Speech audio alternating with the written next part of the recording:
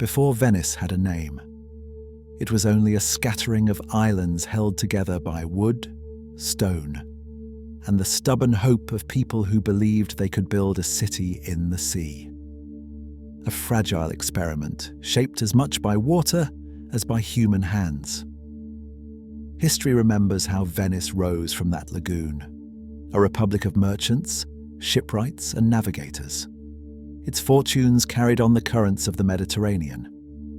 For centuries, it was a crossroads of wealth and empire, its palaces filled with the proof of distant trade. And then the world changed. Other nations discovered new sea roads, routes that bypassed Venice entirely. Trade shifted, power moved west. And the lagoon city, once the center of everything, began to fade into the margins. That is the history we know. But the lagoon has always held more than one memory. There was a moment, small, almost imperceptible, when the city could have taken a different path. A hinge in time, no larger than a change in tide. In that other history, the transformation began quietly in the canals, not with machines or grand invention, but with a simple question about the water itself. Why the tides seemed to follow not only the moon, but patterns no one had fully noticed. What started as observation became a system. What became a system began to refine itself. And before long, the city found something the world had not yet learned to imagine. The flow. A network carried through water, through salt, motion, and the conductivity of the tide. At first, it guided only local boats, but the patterns grew stronger, the routing more precise, until distant nations quietly began to depend on the signals that originated here. Venice did not conquer the oceans.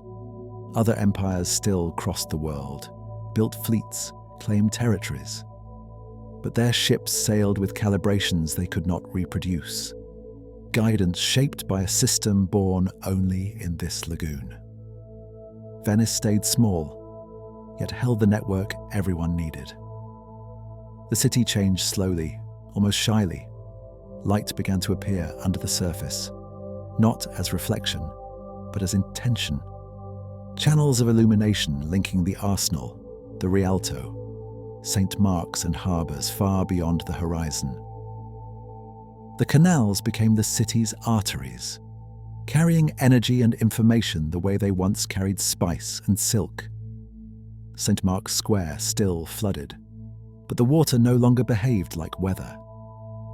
It arrived when summoned, redirected through reservoirs, released to calm distant storms, or steady harbours across the Adriatic. Venice no longer lived beside the sea. It lived through it.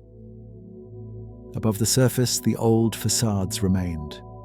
The domes, the arches, the crooked alleys. But beneath them, a deeper architecture formed. Cables, roots, stone, and water intertwined.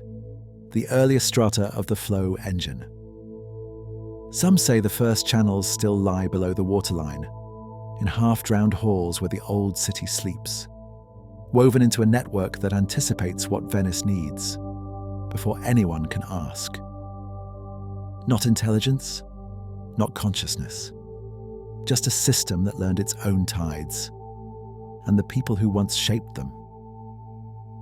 And if you stand on a bridge at night, when the city grows quiet enough to hear itself, you can feel both histories at once. The Venice we remember, and the Venice that learned to glow. Some cities hold more than one memory. Venice simply never learned to choose. History recalls one version. The water remembers the others.